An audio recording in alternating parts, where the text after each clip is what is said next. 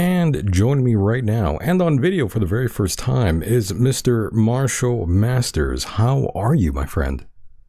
I'm great, Michael. Been good to come back. Been a while. It's been too long. Looking forward to this. It's been too long, Marshall, and this is the first time I'm seeing you on video for the very first time. And it might be the first time for lots of people at home, and I'm glad that we can finally do this on video, and I'm sure they appreciate seeing you. Well, it's a good thing. I hope they do too. And since we're doing video, one of the things I wanted to show you is the kind of work we're doing. I have a couple of Telegram channels. I'm on X and Telegram. I'm kind of getting back into social media. No point in being on YouTube or Google or anything with those guys. Right. You know, I'm a persona non existo or whatever for them. You can't find me there. But with my group that's on Telegram, and it's called Yowza Observations. And so to kind of kick things off tonight, so we can get into what's happening with Planet X, I want to show you the kind of stuff we're posting and actually go through some of these that have been posted and talk about them, the kind of things that we see. What I want your listeners to understand is that with my Yowza Observations channel, I vet everything. If I give it a thumbs up, it's because I've evaluated it. I have been doing observation reports, longer than anybody else, at least maybe 15 years, all right? And actually it was since 2013. And there's a lot of stuff out there, and it's a lot of garbage. And that people need to understand that. Now, I have been dealing with these jerks forever who are suppressing it because they want you to die. And they want Planet X to do it so that they can say, it's not us, it's the big ugly thing in the sky, right? And they want to blame it on that, typical, always blame it on somebody else. And so there are people that are doing good work, and then there's stuff that's all over the map. And the things that are all over the map and difficult to follow, they get the bandwidth, they get the search engine traffic. But if you're reporting with any kind of consistency and quality, that's it. And so I'm going to share my screen, and we're going to look at some of the observation videos that the folks that are on my Yowza Observations channel on Telegram are submitting to me. I go through that. Believe it or not, I delete an awful lot of this stuff. I delete about a third of the posts. Oh, wow. Okay. I only want things that are useful. The minute somebody's a host or someone who is a so-called researcher says, well, gee, what do you think about that? Tell me down in the comment lines. I'm going, you sorry son of a bitch. You're just a frickin' entertainer pretending to do something else. You want the traffic. It's all for the clicks.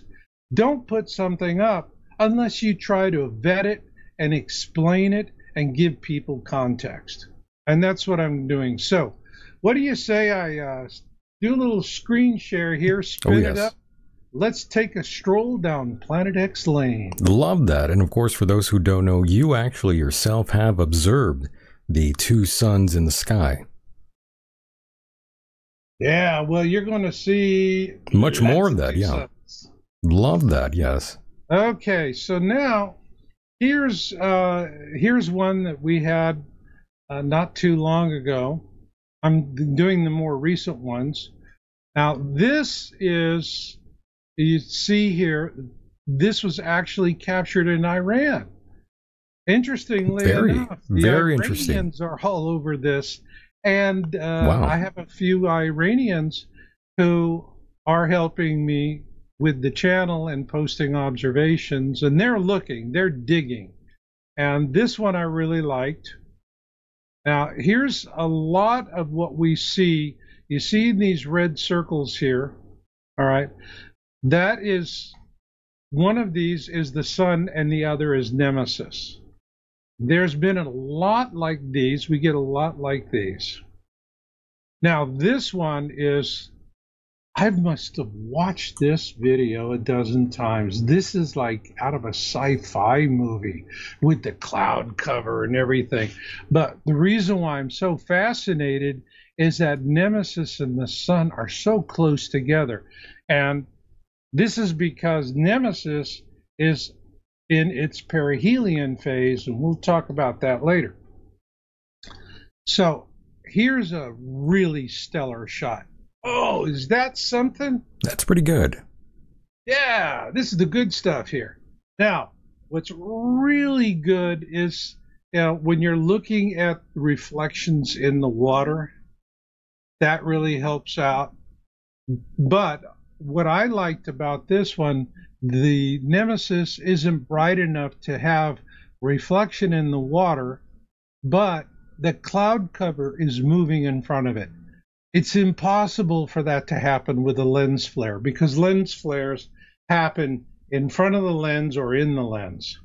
And you think this one is 100% genuine? There's no AI or any tomfoolery? No, it's pretty legit. I go in and evaluate everything. And nobody has been doing image analysis on Planet X more or longer than I have, period. And this is my, this is my thing.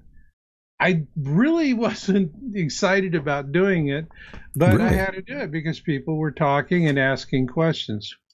So here, for example, if you see, you're seeing the sun, you're seeing Nemesis. Now, what you see here is, this is what I often do with these for the folks that are on my Yowza Observations channel on Telegram.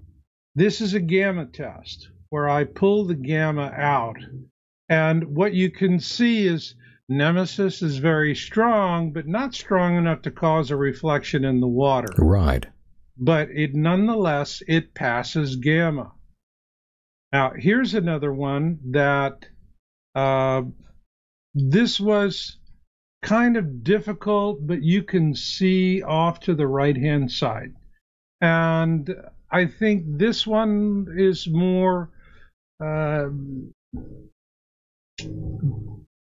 this one was a hard call, but I did a gamma on it, and it came out. And this was from Campesi, Italy. And this was not that long ago. Here was another one. Sometimes my guys throw me stuff like this, and this is a meteor that is supposed to be coming down, but people are wondering, is it really a meteor? Now, here's another one. This is a very typical, you hear them in the background. Listen. Can you hear the sound? I am not receiving any sound, actually. Pardon? I'm not receiving any sound from the video. Not? No. Screen share is on. You should be seeing it. I'm seeing it, though, yeah. But no audio. Let me go here and see.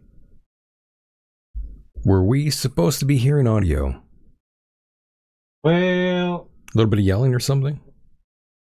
Well, I think it's, I didn't turn the audio on. So this one, you can hear the people in the background talking. This is a very good observation.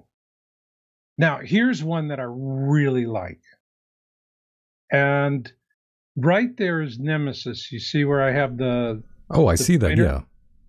Okay. Ah, wow. And it catches it as it's rising up from the horizon. And it's partially occluded, as is the sun. This is a fabulous, fabulous capture. These are the ones I really like. Yeah, this one's quite good. I don't think I've ever seen one like that before. And now here, this one is, let me just turn off the audio. There you can see it. You see the object? Yeah. All right. Here's another one. It's off to the left-hand side. Now, there's a Planet X FAQ that explains why it's never in the same place. And there's a very simple reason for it. Some complex factors, but we can talk about that later when we get into my Planet X FAQ. And by the way, this is still in Iran. No, this one is Italy. Oh, in Italy Santa still. Okay. Teresa di Gallaroo, and this is 7/19/2024. I'm like, Iran looks pretty nice from here. These are recent ones. Now, this one, oh my God. I looked at this and I go, this is a book cover. You know? Oh, look at that. The sun is below the bridge and Nemesis is above the bridge. Is that a stunning, stunning image? That's a good one, yes. Yeah. Now, here's one that it looks like it's early morning, and really we had to work with this a lot, but it did pass gamma, and you know, it's hard to say. But here was the gamma for that. This is what it looks like, and this one was difficult. You can see a faint image here, so it was one of those. It was a tough call. I went with it. Here's an interesting one. We get a lot of this, and sometimes we have an image in front of the sun, which is usually going to be a lens aberration.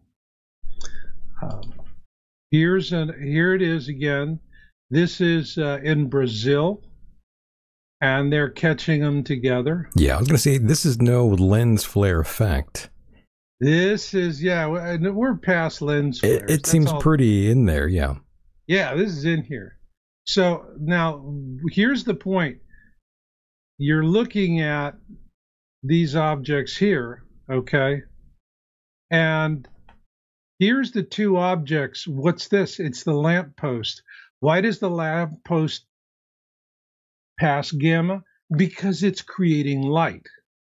Anything that cannot create light or cannot create a lot of reflected light from something that is natural or synthetic that creates light. So when we were doing it, that is just the street lamp right here, that guy. But here is where you see the sun and Nemesis. Yeah. All right. Here's another one. This is, this was like, whoa, we got another Star Trek here.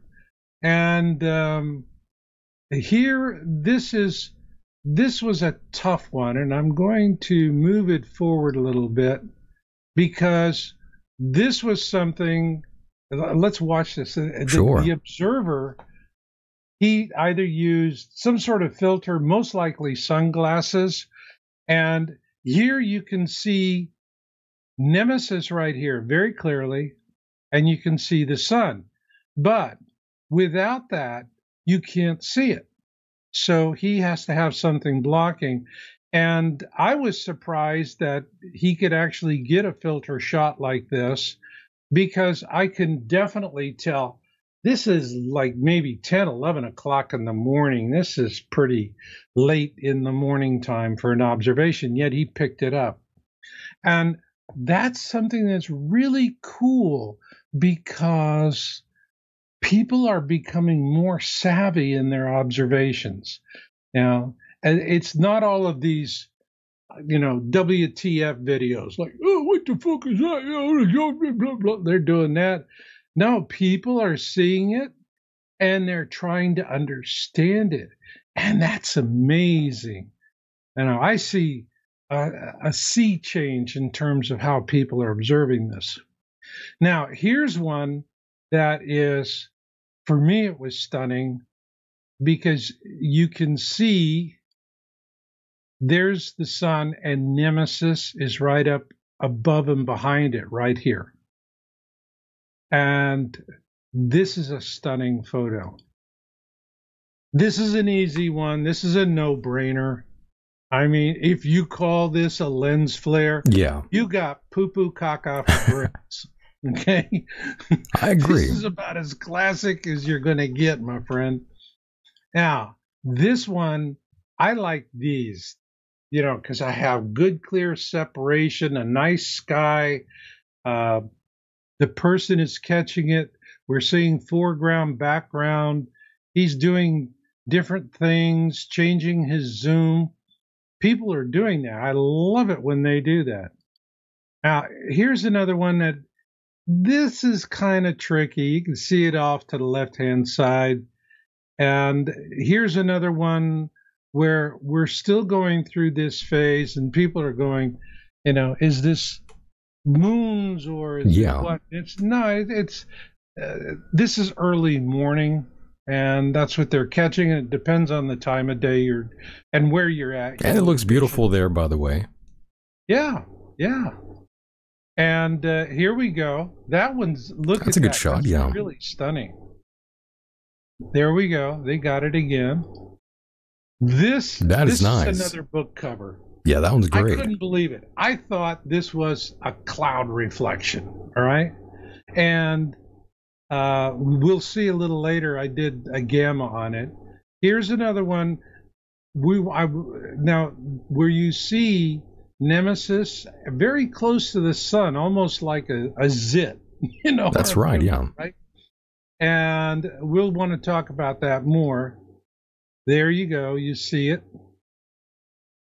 And again, it's back in the background. This one is, I had a hard time with this, had to do some analysis.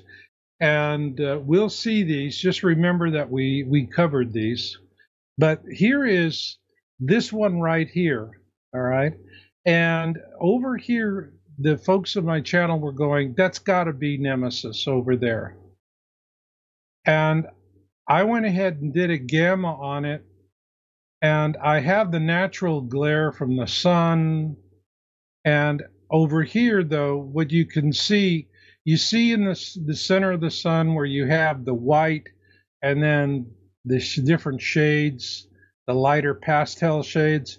And that's how I can tell this is a natural object, because you have these natural beige shades here, beige here again. And so his camera, whatever he's using, a smartphone, is really trying to pick that up. Now, here's one. This is, I saw this and I'm going, oh my God, this is really good.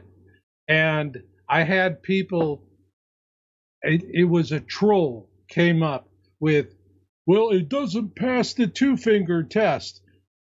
And so I gave him a 1-finger answer, because the 2-finger test was something 10 years ago, the trolls were doing it.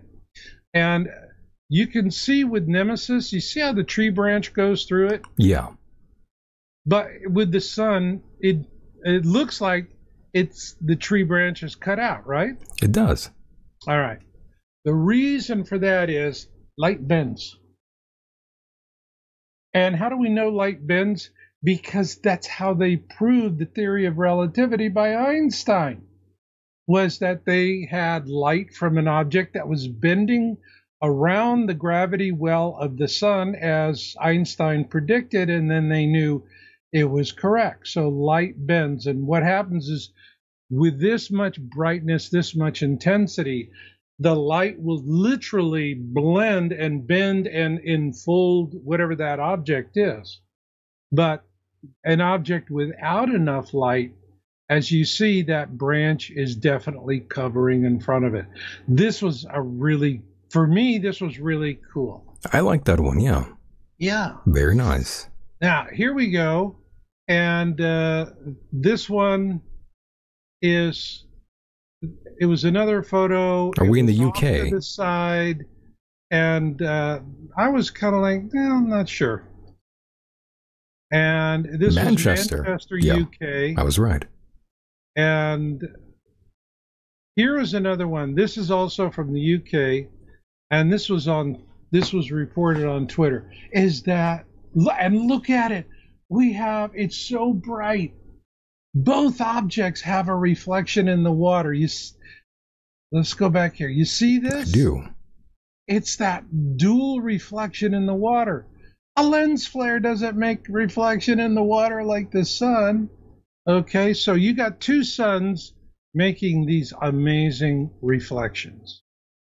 Now, this was another one that somebody put it in from Zeta Talk, Nancy Leader, and I kept it up there. They're saying this was Zeta Talk saying it's Nibiru, and I'm saying, well, and it's pointing, as you can see, it's pointing towards the south pole of the sun.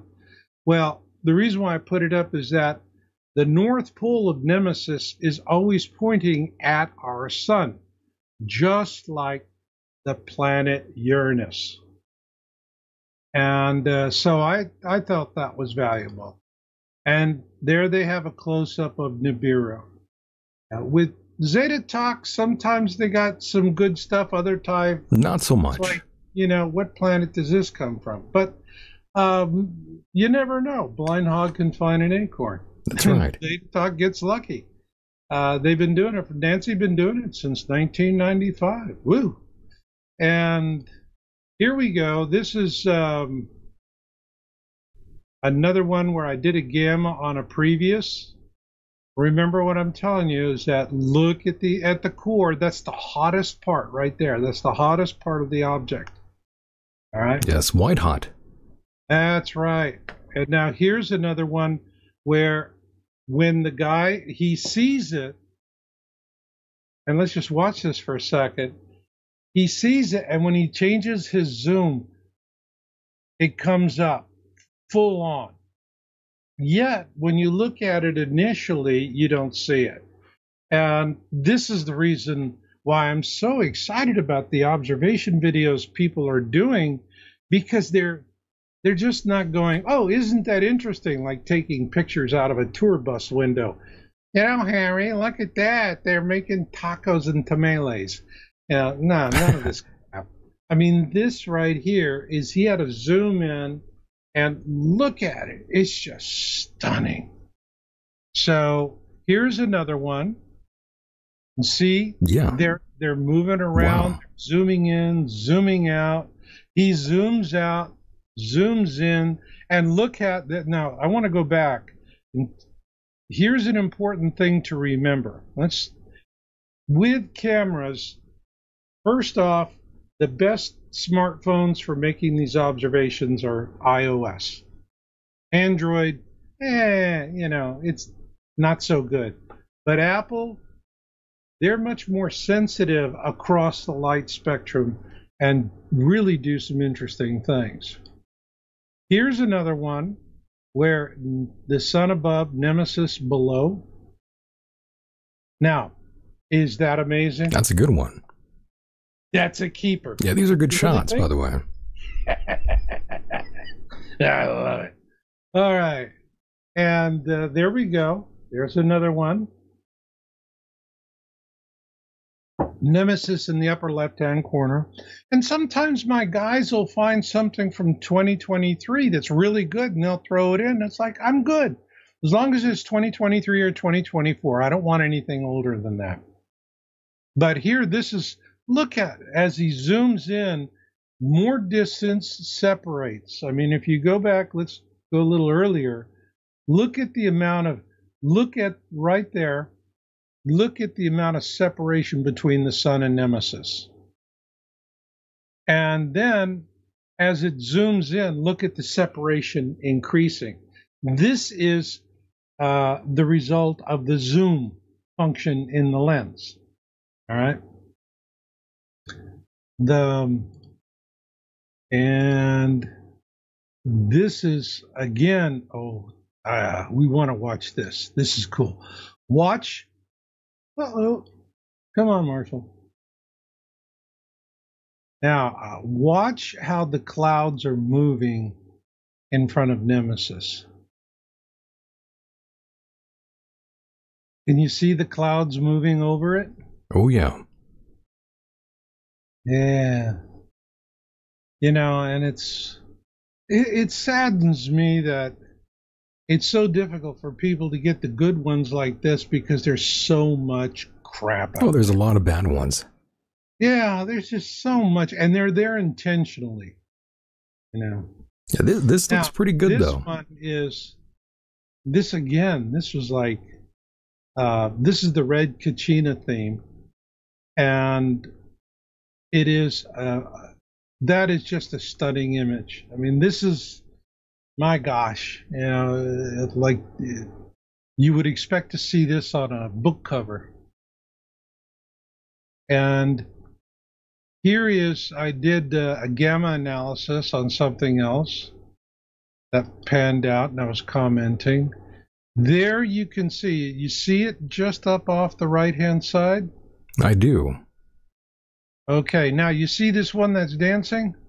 Yes. That's a lens flare. All right, it's a classic lens flare. Big difference is lens flares move around.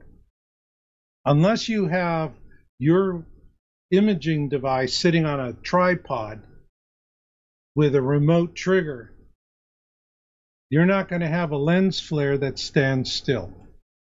They're going to move around because you're moving around. Even if it's just a little bit, you're still moving around. You'll still dance around.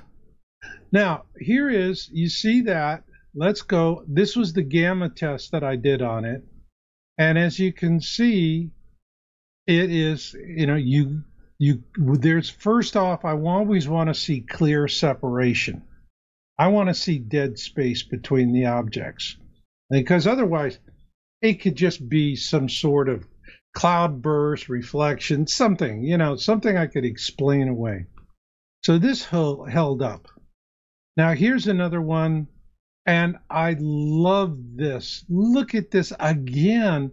We have the sun, and look at this nice long reflection in the water.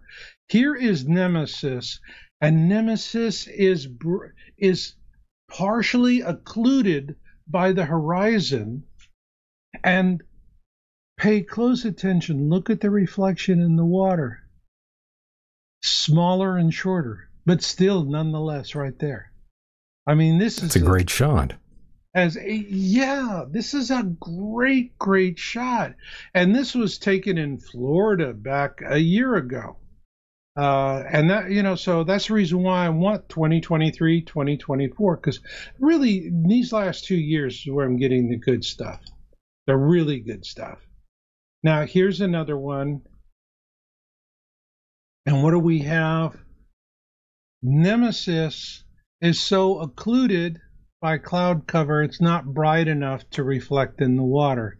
But the sun is, and it's not you're not seeing the white tips, you know, in the reflection in the white and on the top of the waves. But still, this is a keeper. Oh my gosh, this is a beautiful keeper. And here's another one where somebody was, you know, what's this off to the side here? And they're going, it looks like Nemesis. I did an analysis on it, and I said, nah, you're chasing a ghost. This is, you've heard me say so far, you know, cloud reflections or, you know, a cloud deformation or something. This was clouds. That's it. And the guy was kind of brokenhearted because I had to tell him he's chasing a ghost. But I call him like I see him. And here again, you can see where he's looking at it, but it wasn't the real deal. Again, you can see it. Now, here is, this is Manchester again. Another beautiful one. And this one was, I got it from Queensland's, but he's going, I'm not sure what the shadow is under the sun. And I was going, no, you're chasing a ghost. But here, now this is great. Look at this. Both Nemesis and the sun are shining through the foliage. Yeah, that one's a bit harder to fake for the skeptics out there watching this video. That's right. Because I'm sure they're trying to shoot through everything we watched so far. Oh, well, you know, they come on. And, this one's good, though. This one's going to be harder to debunk. Well, you can't look at that. I mean, it's like the branches are clearly covering. Yeah, that's going to be hard to and actually the sun, dismiss. Partially, although the sun's very bright. Right. But you cannot have, remember, a lens flare happens directly in front of the camera lens or inside the camera lens. It's not going to happen. You know, this is probably 200-300 feet away from him. Yeah, that's no lens flare, by the way. That's it. There you go. So here, we were looking at it and it was like, nah, I don't know. But it was interesting. Yeah, it almost looks like a face. Nemesis with a happy face or something. Yeah. And it's like, okay, so our Nemesis research is now we have new emoticons. That's true. I think that would be a great emoticon, don't you think? I'm trying to describe how that face even looks. It looks almost disappointed, almost. Yeah, it is. It was just, so I just really liked it, left it up there. And this one came out of central China. Wow. And look at this. We have 3 objects. 3 objects. All right. I must have studied this one, oh my gosh, for almost an hour and analyzing it. There are 3 hot objects. They all pass gamma. So why are they 3? Well, it's because this would be like the sun and Nemesis. This would very likely be Helion, which is the innermost gas giant, and it's very bright in the Nemesis system. And so that would be Nemesis, Helion, and the sun, and the 3 in there. And this one's from China. We get this. I mean, we're starting to get more stuff that's really pushing us to do research. Here's one where I was doing an analysis on it, and I told the guy, you're chasing a ghost. Here's one that this is a close-up shot of that one we were talking about. Right. And I was using this because I see something like this and I'm explaining it to folks. I'm always trying to teach them and give them some valuable stuff, but I also want them to be able to get something to me that's interesting, and I will analyze it and tell them whether you're chasing a ghost or you got the real deal. This was the real deal. Here I did a gamma. Remember the China with the 3 objects? Look at that. Wow. All 3 are hot. This is hot gamma. It doesn't get any better with gamma. And this one is eerie. It's eerie because I am seeing Nemesis down here. I'm seeing the sun up here. But this is something where cloud reflections and really can change the nature of the observation. But when I evaluated this and tested it, and by the way, I also not only do what I call gamma test to determine if it's a natural object, but I'm also looking for obvious signs of Photoshop, photo editing. And a lot of photo editing used to happen years ago. You don't see it anymore. I know how to spot photo editing like in a heartbeat, and I'm not going to share it with you. Okay? Let's move on. Because if I were to tell everybody how I can spot Photoshop editing, then I would be explaining to the schmucks how to do it more efficiently. And I don't want to help them. Good point, yeah. Definitely don't want that. So if you want to say Marshall gets an F for plays well with others, okay, but they're trolls. Screw them. Now, Here is gamma. Now you really look at this. Look at this.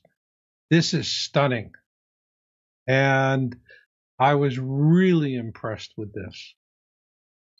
Here's another one where you see it. And I have to tell you, when I saw this, I'm looking at this and the sun, but I'm looking, and this is Nemesis. But I'm going, is this a lens flare? And I had to, because it came in from Ecuador. It was August, it was this month. But also when you have a lens aberration, you see this, the light green kind of looks like an eye. Yeah, the sea green color. Yeah, and this is something you would see with lens flares, but you can also see it with natural objects. And I had to really look at it. Here's another one. So we're not going to talk about how there's two suns. Look at that. People are seeing this stuff, Michael. They're seeing this stuff, and they're asking the right questions. God love them. I just am delighted. Now, here's another one. Here I did the gamma on it, and you can see, and it was a tough call, but I'm looking at what we have going on with cloud and the other things going on. So I went ahead and figured, it passes gamma, and I'm going to lump it on the other stuff. Now here's a nice one. There's the sun, there's Nemesis, and then there's a cloud shadow. This is really kind of strange. And I'm looking at that and I'm going, I don't know, there's something wrong here. And what I did was, here was the gamma test. And you can see with the gamma test, and I did a very strong gamma test, but what looked like Nemesis and maybe another object, you can see they're not generating light. All right. And so this is a lens aberration. All right. That looks like one. That's right. It's a lens aberration because we're not getting heat off these other objects. So I would say that this is something I'm looking at, the atmospheric lensing that's going on here, and this would cause, not so much in an iOS phone. iOS phone would filter and handle this much more efficiently. This looks like it's a cheap Android. It's a $100 Android phone. Here, this is a cool one. Look at that. We have all of this stuff going on in the sky. This is Nibiru tank, and you can see the lens flares that are popping around, and you see the purplish halo. You see the halo around the lens flares. Right. And that was the reason why I was suspicious of the other one. But look how these lens flares are dancing, and the halo comes and goes. But these objects are steady state. That's right, yeah. They're solid. Most important. Here's another red Kachina, and it's the kind of question, hello, dear Marshall, what do you think about the post, this Kachina red? And this is one of the guys who is from Iran. Okay. And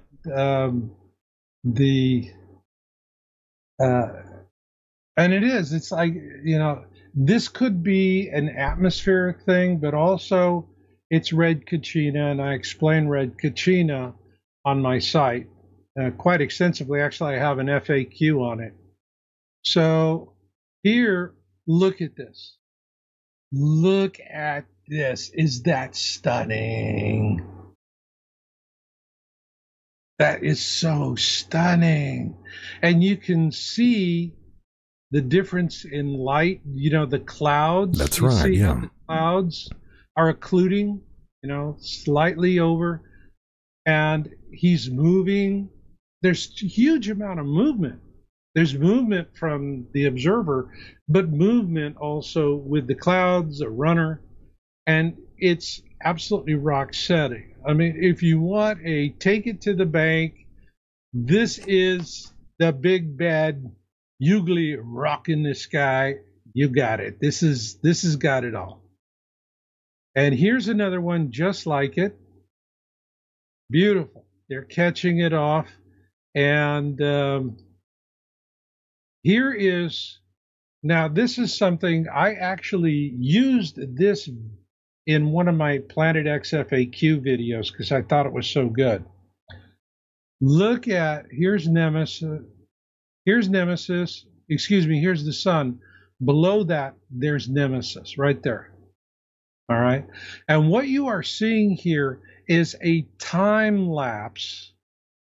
And this came out of China, I believe. This came off of a webcam. And it had excellent. This was very impressive. And so I think that, yeah, that gets it. That's what we have so far. So just remember, Yowza observations on Telegram. Telegram, okay. Yeah, come over to Telegram, and I think I sent you the link. People can, if you want to see two suns in the sky observation reports that have been vetted. Let me repeat that word. Vetted. All right. I will tell you everything I've showed you. Maybe it was a close call. Maybe I didn't see that it was it was a lens object or lens flare or some sort of aberration. And if I feel that it's instructive, it's useful, that I can tell people something, I'll put it up. But otherwise, no. And if there's any photoshopping going on, any editing, it doesn't get past me. And I don't even explain it with those. I just delete them. And that's it. That's how I moderate. If it's not the good stuff, you're gone. Yeah. So understood. There we go. Very nice. And that was our little tour.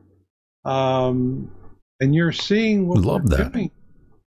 And I welcome people, especially if you're out there and you are making observations, submit them. All right. And I'm not going to let anybody take cheap shots at you. I've had that. I had a couple of trolls.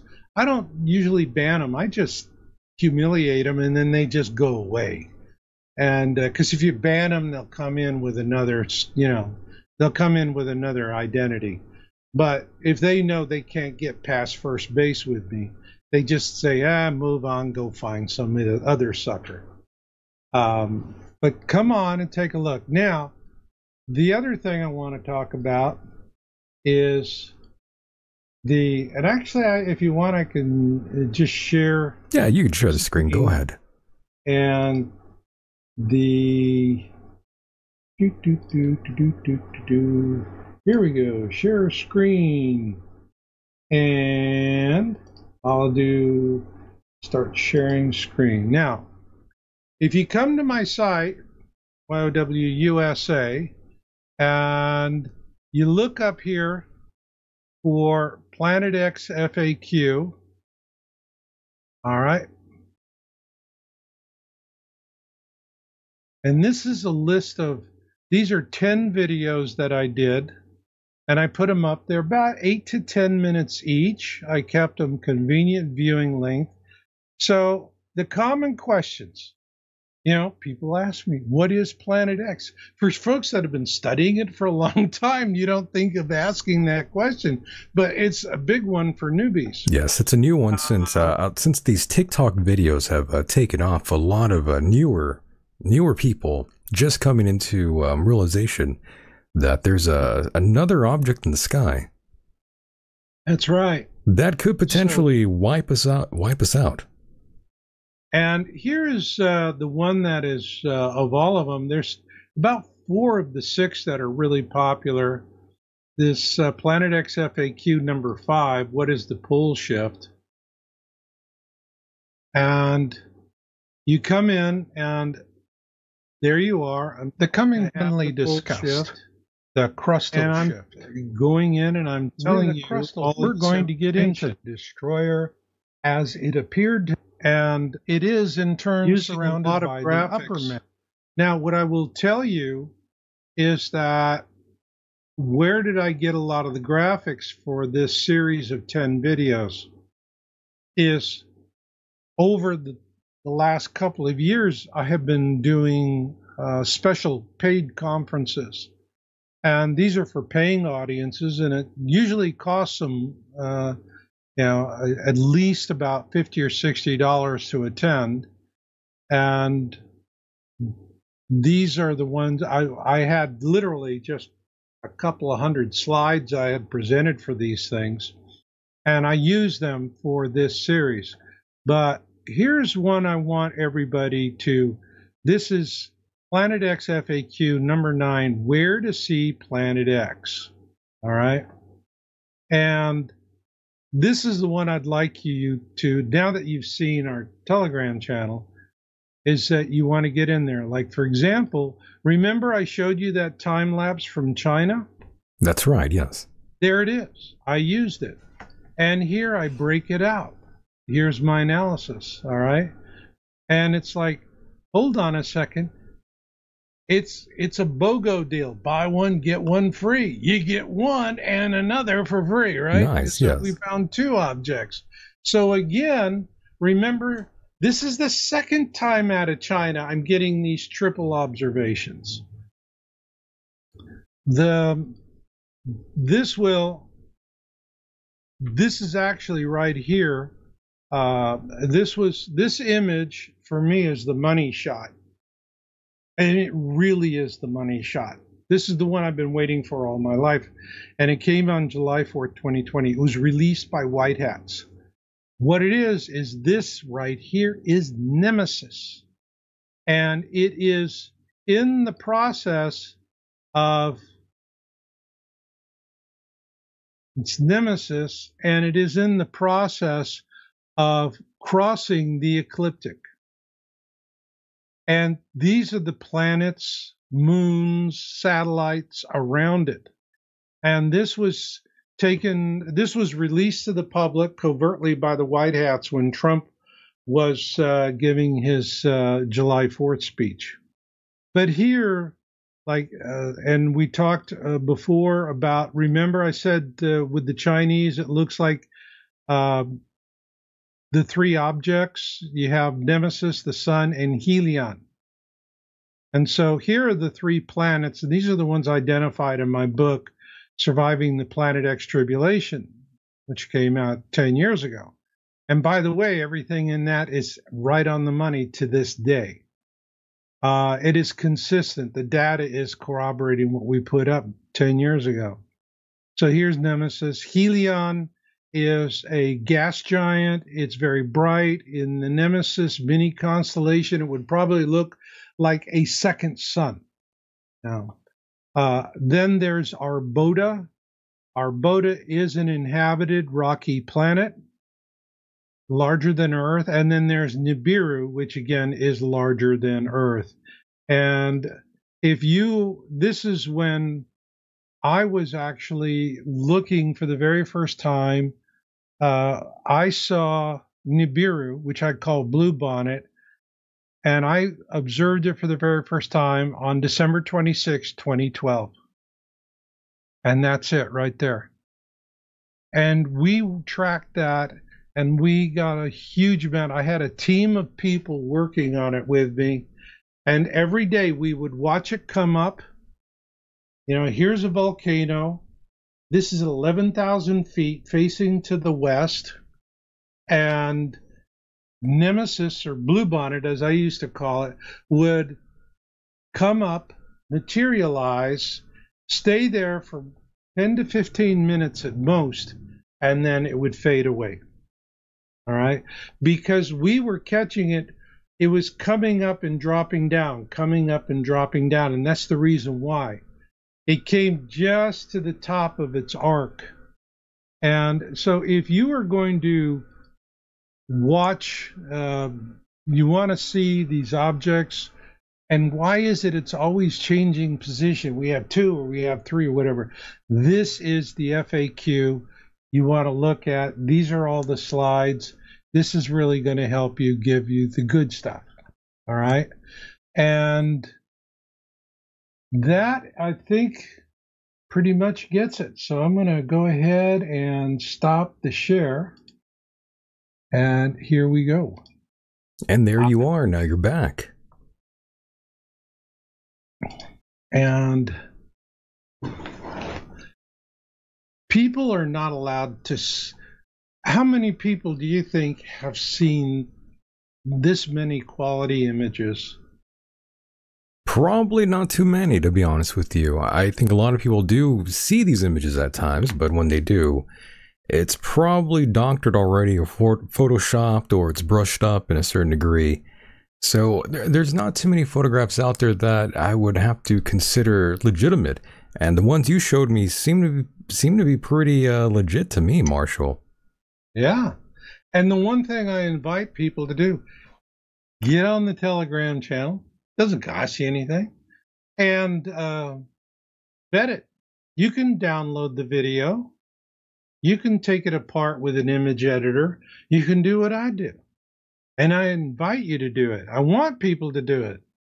You know, I don't want people to just take my word for things. I'm honest. I'm going to give you the real deal. And you know it's the real deal because the sons of bitches who run Google wouldn't want you to see it in the first place. Right. Unfortunately, there's a lot of that going on.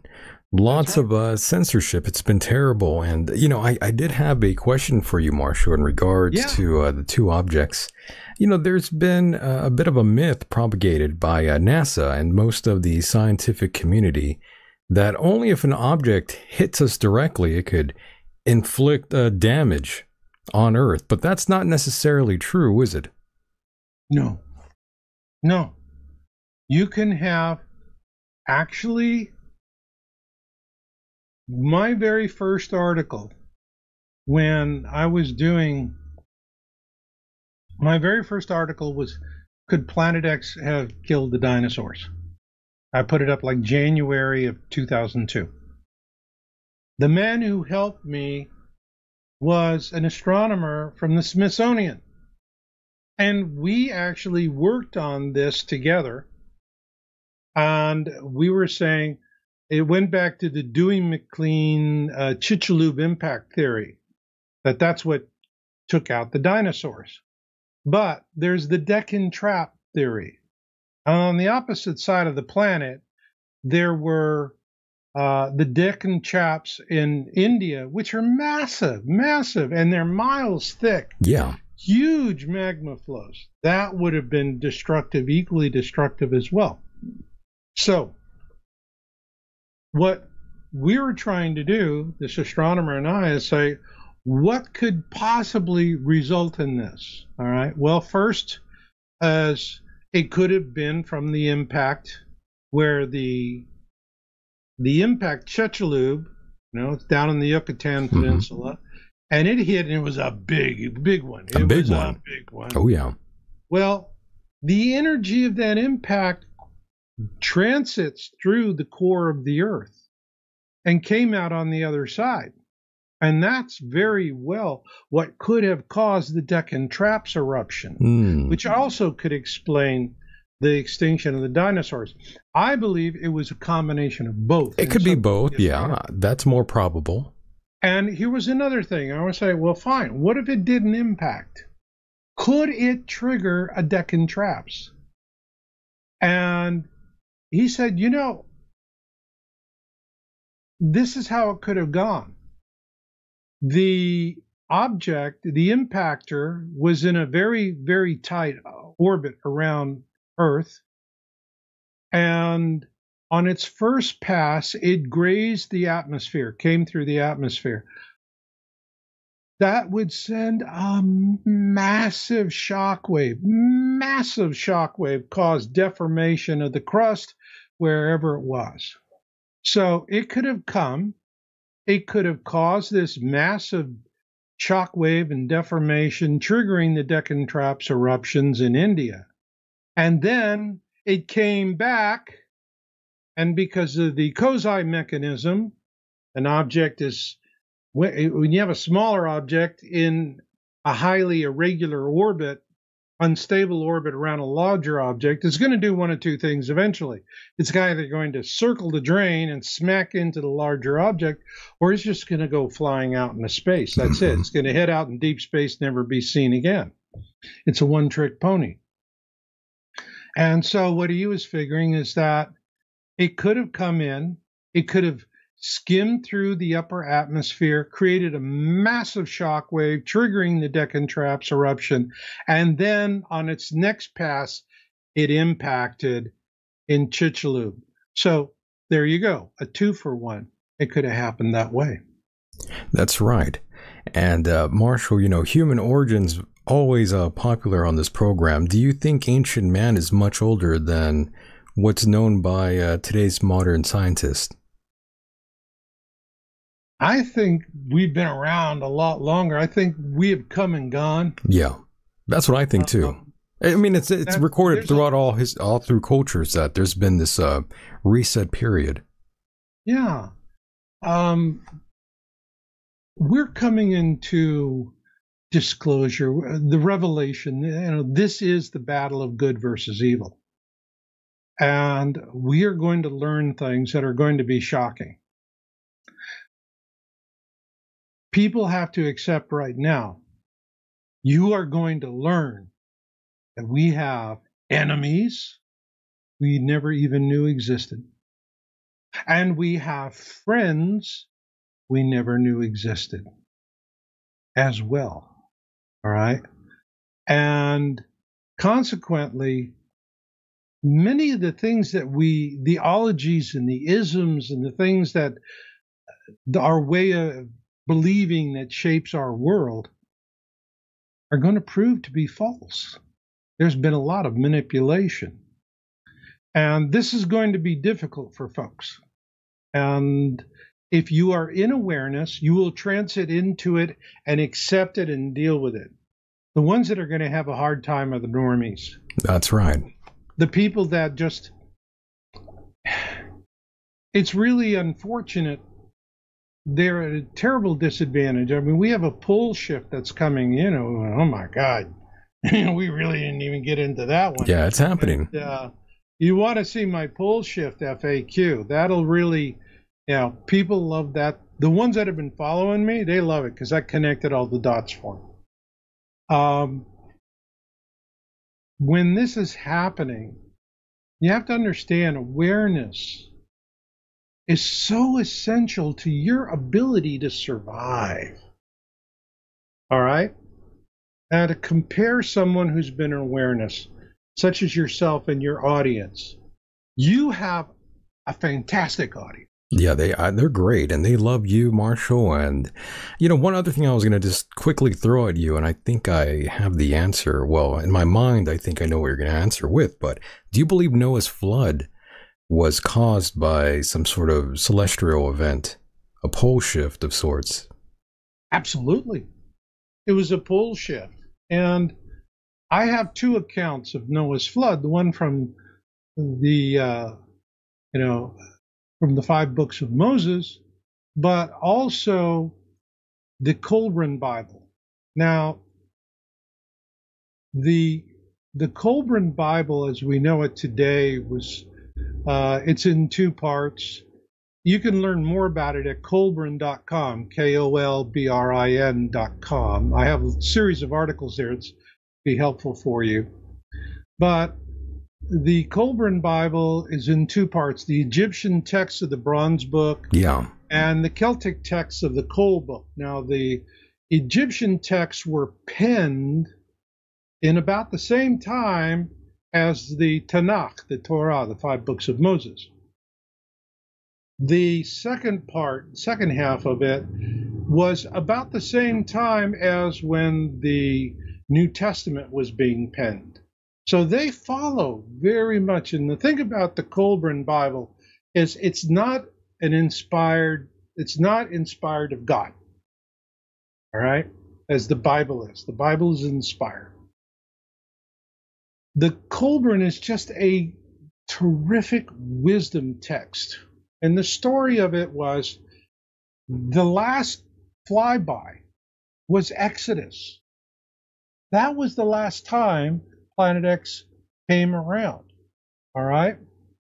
And if you want to know what's going to happen to us this next time coming around, go read the plagues of Exodus. Every one of them is going to happen, starting with the water turning red. Why is that?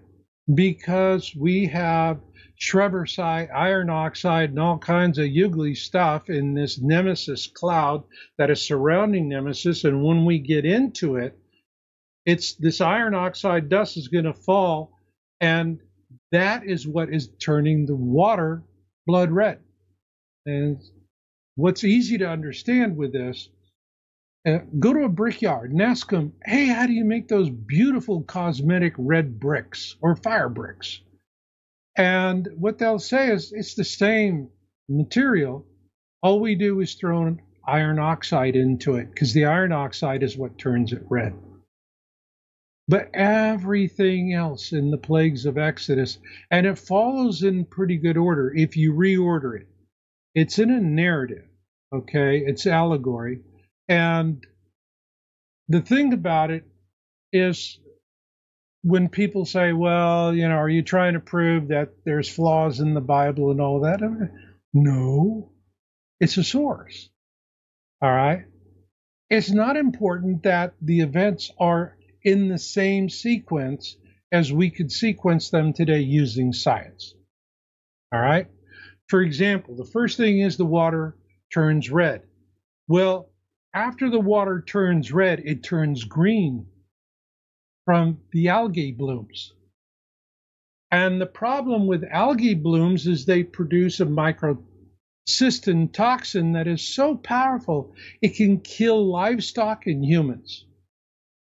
Terrible stuff, burns like hell. You don't want to be in the water when it's around. And that's what all this algae is doing. So the water starts red, then it turns to green, then the fish are dying, the frogs are getting the heck out of the water because they can, all right? And then you have, all these other things that just one after another pile in. And so the last flyby was Exodus. The Exodus flyby is what I call the best case scenario. If you want to have a flyby with Planet X, you want another Exodus. Exodus just didn't happen in Egypt. It was global. All right. And it had profound impacts. The Egyptian narrative of Exodus is brilliant because the Egyptians just have this thing for granularity. They love details, And God bless them, I love details too.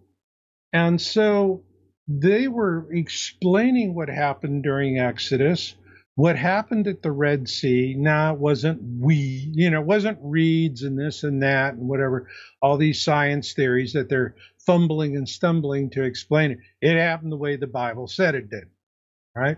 Period. And not only that, the Colburn Bible, the Egyptian account, our Bible is the Israelite account. The Colburn Bible has the Egyptian account. And the Egyptian account is that Pharaoh actually led the charge. They were trying to take out the host. And, when when Moses left Egypt, he had Israelites, but he had a lot of Egyptians as well. And I think the reason why he was charging them, the people of Egypt were begging the Pharaoh to go get the Jews and bring them back, because then their God would follow them, and their God was a more powerful God than the entire pantheon of Egyptian gods. And they wanted to know, how did this little scrappy Jew God do so much? And whatever it is, bring them back, we want them. But Pharaoh was chasing the host, not to get them to come back as his people were asking him to do. It was a slaughter. They were literally trying to kill their way all the way up to the head of the host where Moses was, because Moses had taken something, the Ark of the Covenant. All right? Or what was in the Ark of the Covenant? And I believe it was an alien device, a communication device. It emitted a great deal of radiation. It caused, if you were exposed to it, you'd be sick. And the question is if it's not a container for something that's radiating, nuclear radiation, why is it? It stands to reason you would have gold on the outside of the ark, gold leaf, but why on the inside where nobody could ever see it? Because gold is the best thing for shielding with radiation. That's the reason why if you go look at NASA satellites, you see that gold foil that's around it. It's very, very thin. Oh, yeah. It's paper thin, but it is very, very good at blocking radiation. All right. I think that's what they were going for. But the thing that the Egyptians say is that the Pharaoh of Exodus died. He drowned along with his army because he was leading from the front. He wasn't sitting on the hill. He was leading from the front. Interesting thing I found with both accounts, the Israelite and the Egyptian, they never give the exact name of the ruling family in Egypt at that time. And I think that was a tacit agreement by Moses and the Egyptians, because they knew this would be documented throughout history, and he didn't want to shame his Egyptian family. He was conflicted. He had to take his people out of Egypt, but to do that, he had to walk away from the people that raised him from childhood and loved him. It was a terrible thing. So that's the reason why there was no mention in the Bible, the Holy Bible, or in the Colburn Bible, which is a wisdom text, of the name of Pharaoh. And I don't think you're going to get it. But what we do know is that the Pharaoh that replaced him was a quieter, more studious person. And he was reflective. He really wanted to try and understand what had happened. And also it explains that after Moses and the Israelites, after the Red Sea and they're off and they're away, it just didn't end there for Egypt. Egypt was invaded by the Ethiopians and other tribes, and Egypt had gold and they had grain. And these other guys wanted it. And so they had to fight terrible battles, and they prevailed, but it cost the Egyptians dearly. And I think this is the reason why Moses knew, because he was a prince of the inner court, that he had access to all this knowledge, all these deep secrets. And he knew that Planet X, Nibiru, Nemesis, they called it the Destroyer. The Celts called it the Frightener, but the Egyptians called it the Destroyer, and so did the Israelites.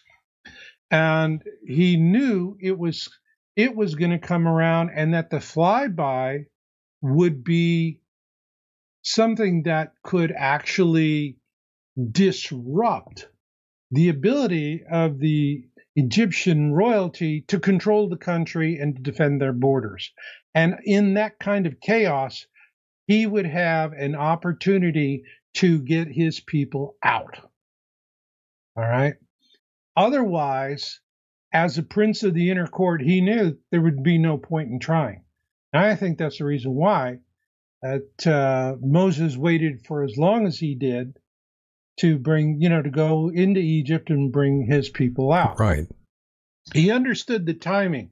And this is, Michael, this is important because it goes to what we're going through today. Because as you've seen with all these images, we have the two suns in the sky. And I've showed you so many of them. You have to be a hysterical idiot to say they're all lens flares. Or you're a troll. And it doesn't matter. You're an operative. And the whole point of it is you're telling people, don't look up, don't look up, don't look up. Listen to us. Be emotional. Never use critical thinking. But what is driving everything right now politically, and I have maintained this for years, is the good guys and the bad guys know it is coming. And they've both known all this time. And why is it now we're starting to have the emergence of this freedom movement? And I would invite you to come read my articles, How the Meek Inherit the Earth. And I explain this history of it. What we have is the same kind of timing thing. The White Hats, the Alliance, and the Alliance is about 200 militaries around the world. This is huge. We have a massive battle of good versus evil, and good has opened up a can of whoop ass, and they're getting some. All right, but people are, and this is as I point out in one of my articles, is that we have, and this last one that I did, this last article that I did, How the Meek Inherit the Earth, number 12, and I'm talking about the Trump Magador maneuver. But in that, I make a point of saying that timing is everything, and this has been a long, ongoing thing. And this is where my reporting is, where I'm really interested right now, is talking. Everyone's focused on Trump. To me, Trump is a figurehead. All right? He's a leader. Like the rest of them, yeah. He's good. He's a good guy. All right? I see a lot of people, well, he's this, he's that. They're nitpicking, second guessing, and all of that. As I say in my article, if you want to know who the good guys are, look for the people who are genuinely compassionate by nature, who do spontaneous compassion, someone that'll help an old lady across the street, okay? You're not going to see a black cat helping an old lady across the street unless they can rob her blind. I mean, they have no compassion whatsoever, and so this is what you're looking for. But as it was during Exodus, Nemesis once again is driving the politics.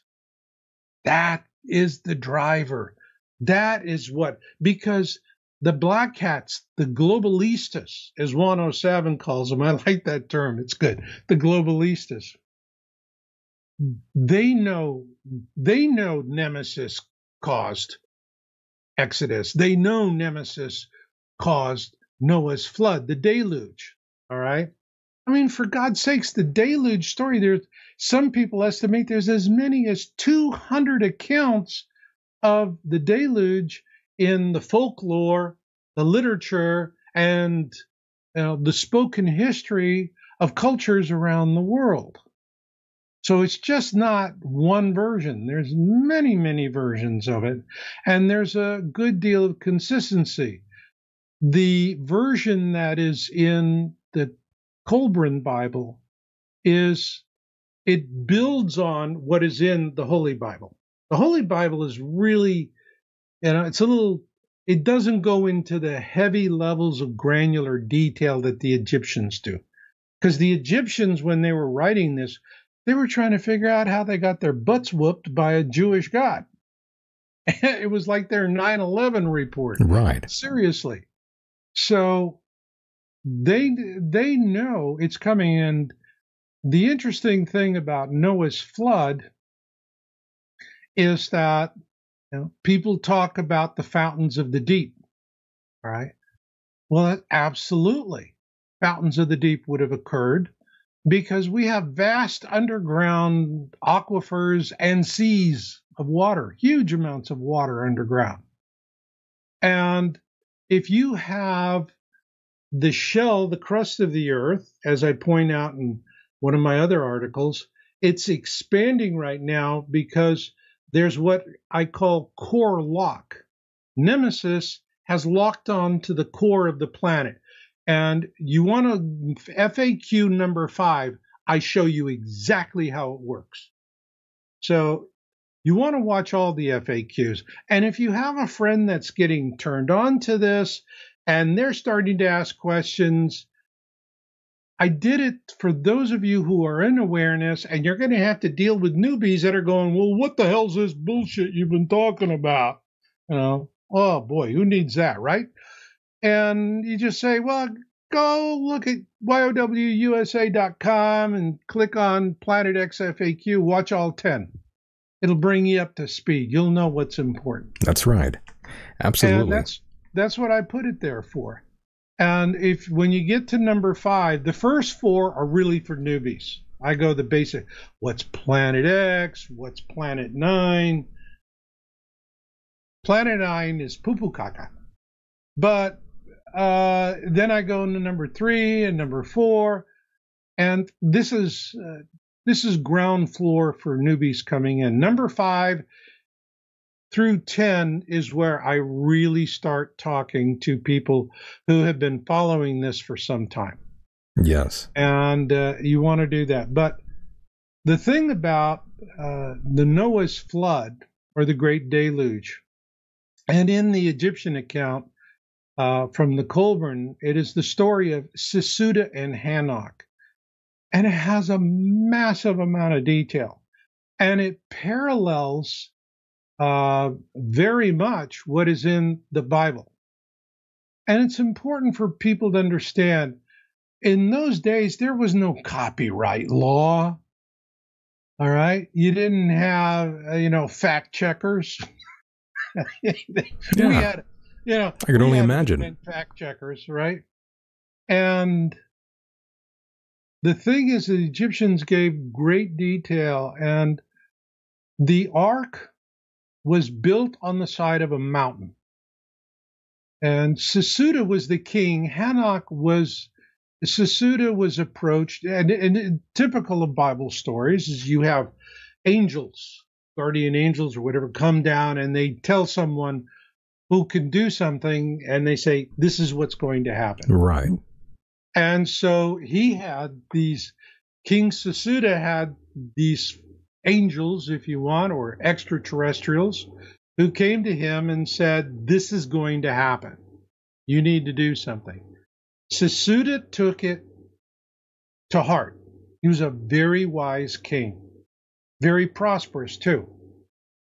He then went and retained the services of a master shipbuilder by the name of Hanok. He was very well respected. And the first thing Hanok said is, I can build you the ark. And by the way, the dimensions that the Israelites give is the same dimensions that the Egyptians give. Again, the knowledge is fungible. It goes,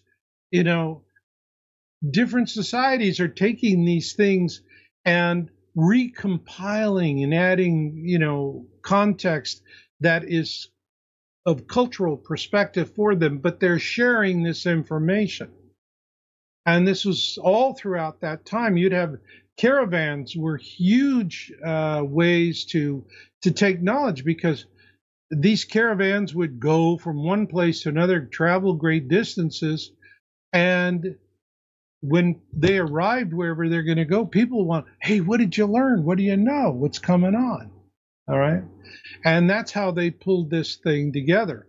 But in the story of Sesuda and Hanok said, we will build this on the side of a mountain. If we build it in the harbor, which makes sense to everybody, it will be destroyed. See, Hanok knew it would be a massive tsunami, a wall of water 1,000 feet high. All right.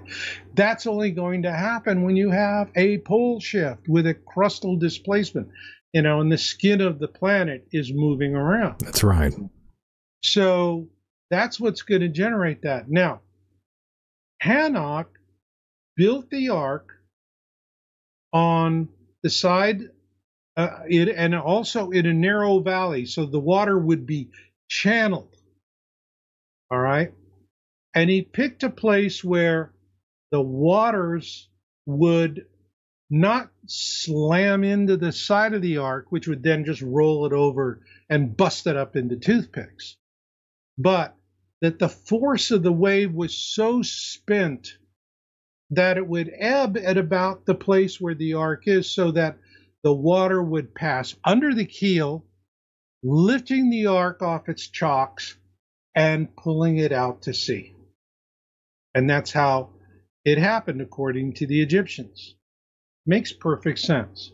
It doesn't conflict with the Bible because the Bible story just doesn't have that much detail. Whereas the Egyptians, oh my God, you ought to full read of detail. the Passenger Manifest. It's the longest paragraph in the Gold Room.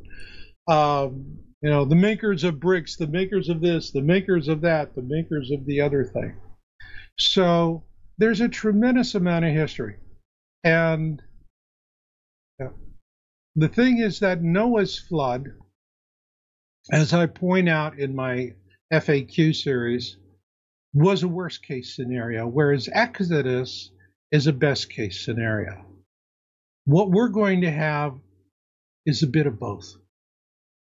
The reason why is when Nemesis is right now, it's at its point of perihelion, and it's been, for the longest time, and when it came into our sky, it was on its aphelion leg of its orbit.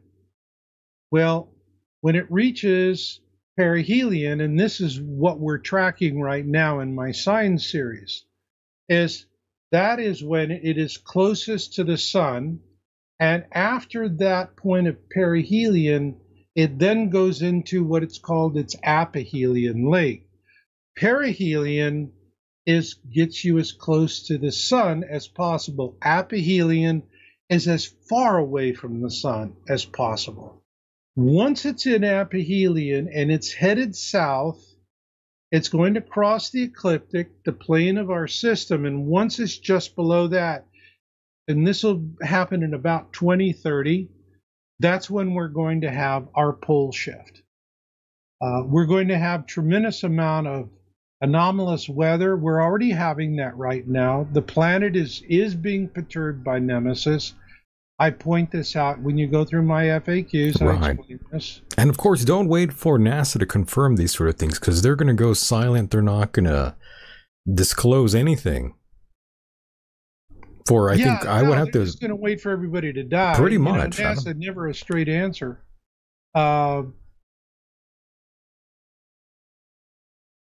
It's the things that I see NASA do are just disappointing beyond doubt. Yeah, NASA and the elites have known about this for decades upon decades about what's to come. That's why they've built all these elaborate underground facilities. That's right. And we have the deep underground military bases, but right now, it's an interesting thing on my signs article, is this has been going on for a long time, is that what we do is we track earthquakes of all magnitudes. During the Obama years, Obama is such a dirty, filthy liar about everything. I mean, just makes me sick. And they were jiggering the numbers on earthquakes.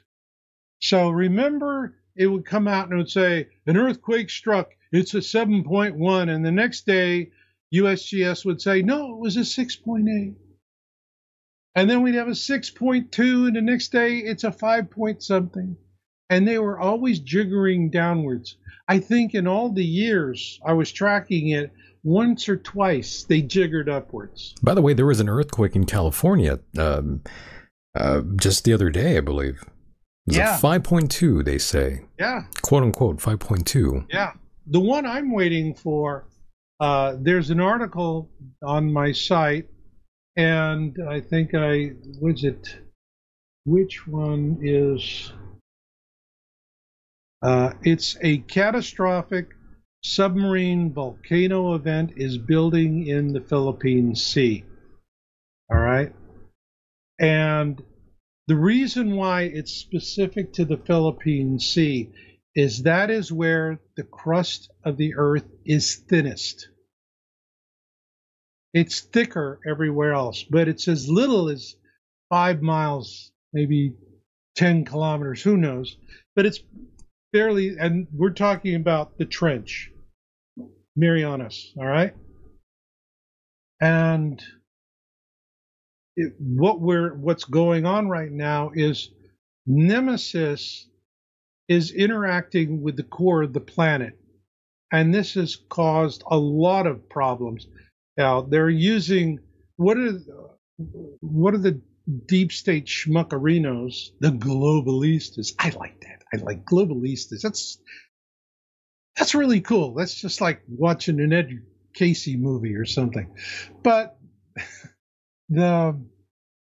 they are using this to confuse people with this, carbon, green. We have to get carbon down. There's too much carbon. Right. Really? So they say. Really? Kiss my grits. Kiss my grits, there's too much carbon. The planet is greening, for God's sakes. I've been tracking this since 1999. How is it that the whole Earth is going to be turned into a desolate desert if we don't have electrical vehicles and airplanes that fly on expensive fuel that's been reprocessed from McDonald's fry machines? They're going on? No, it's bull. It's bull. The planet is greening. And actually, historically, carbon levels right now are actually low. And if the carbon levels were to drop more because of what the elites are wanting to do, we're talking about, if the carbon drops enough, we're only 4% of the atmosphere, it goes down to 2%, then what are you going to have? You're going to have plants are going to start dying. Because what do they live on? They live on the carbon. They give us oxygen. It's a pretty good deal, Oops, drop my microphone. No worries. And so the truth is, in terms of carbon, again, as I've maintained over the years, is the worst that we could do with all carbon sources put together is the equivalent of a real good volcano fart. All right. There's other chemicals in the sky and things that we need to get out. And yes, I mean, that is not good for the environment. But this whole green initiative, it is based on, just like COVID. COVID wasn't a real plague. It was a statistical invention. And so this whole green thing is another statistical invention. And they're doing it because it gives them a twofer. One is that now they got a way to suck our blood that they didn't have before. But Right. two, they got a way to distract us from what's really causing the weather that we're seeing. We do have weird weather right now. Right now we do. But that's Absolutely. not climate change. Climate change takes thousands of years. It just doesn't happen overnight. But weather can change. Like they say in California on the coast, you don't like the weather? Wait 10 minutes. That's true. Right? Yeah. And this is the way it goes. So there's a lot of disinformation. Unfortunately, yes. And the reason why I did my FAQ videos was I've been around doing this. I'm one of the, actually, Nancy Leader and I are the two old silverbacks of Planet X. We've been around longer than anybody else, period. We're still talking about it. There's others that come and go, come and go. Then you got the entertainers that just simply want the traffic so that they can make the bucks. And they're telling you, well, you tell me what to think in the comments. Like, oh man, that's such a cheap crap ass thing to do to people. You tell me. They just want the numbers. They don't want to, they're not looking for truth. You're going to tell people about something and to show it. Do the work. Vet it as much as you can and share what you have found in your vetting and help other people, give them a leg up so that they can do it on their own instead of a leg down into a comment, that's going to help the guy generate traffic. And the big thing I saw was the sponging that has gone on. And I mean, I have seen it over 20 years. And I am telling you, the information that I could find about all manner of things, 20 years ago was amazing. And sponged. Mostly all of it's gone. And they've been methodically taking it away. And so that was for me, is I'm trying to give people back their history. Like they're going, look, it's that big ugly thing in the sky that's going to kill you. And everybody go, what the hell's the story on this? And if you go to Google, Google's going to go, oh, it's a figment of Trump's imagination or some other bullshit, right? No, it's not. And that's the reason why I did the FAQs. I want to give people the history because I can. Because I lived through it. I was there. You look at my video, what is Planet 9? I'm not talking about, well, could this and that and the other thing. Right. I was reporting on Planet 9 when it first came out. Yeah, you're one of the I guess veterans in the game here, Marshall. I still remember many moons ago in the late 90s, early 2000s, hearing about Planet X through you on terrestrial radio. And furthermore, I know what you're talking about is it's quite scary to know that a lot of things are being scrubbed online.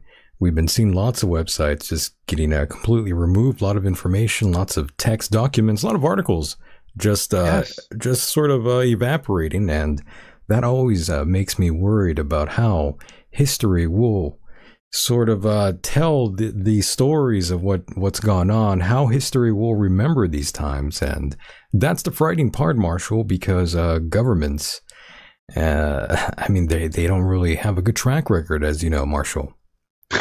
Nor historians. I mean, they rewrite. No, they don't have a track record. And it's kind of let's say they have a track record. But it's not one you would be proud of. That's right. It's very perturbing the way everything's sort of unfolding. But Marshall, I mean, we could talk for another hour easily, but I definitely want to give you plenty of time to relax and enjoy the rest of your day, my friend. It's been a great time here with you, and I definitely want you to plug anything you'd like before we completely part ways. Well, thank you, Michael. And folks, come to my site, yowusa.com. You can also find it, marshallmasters.com. Check out my Planet X FAQs and my How the Meek Inherit the Earth. These articles are really popular, especially my last one on the Magador maneuver for Trump. And I'm working on my next one, which will be titled A More Perfect Union. My thing is I'm not so much focused on the political jib-jab of the day. I'm really interested in the global alliance. The global alliance. That's where I'm trying to go with these articles, because we're in a battle that has been centuries coming, and I want people to understand it. And I think that'd be a when I get this next one up, I think that'd be a great show for us to come back to. What do you think? I'm all in, Marshall. As you know, I love the time that we spend here together talking about these sort of things that actually matter for the most part. And yes, people are going to freak out once they see the weather changes that are going to be coming their way rather soon. I mean, what we're experiencing now is nothing compared to what the flyby will bring. Yeah, it's going to be in my book, Revelation and Planet X. I give people a little taste, prophecies, so that you can get an idea of what's coming. But it's also in my other books, and I wrote all of my books over the years because I've known what's coming since probably, I think we knew Planet X was real, I think, in 2008 after the Ulysses NASA probe. And that was, I didn't need to see a video, a picture of anything. That was the thing. And I always knew what was coming. And my books, I wrote all my books, not for the current time that I was in when I was writing the book. Everything I wrote is for the future time that basically I wrote all my books for 2025. And 2025 is when the guacamole hits the fan and things go sideways. And that's when people are going to need that. So lots to talk about. I look forward to coming back with you and your magnificent audience. My goodness, that's yowusa.com, YOWUSA.com. Once again, Marshall, I will see you on the other side. Absolutely.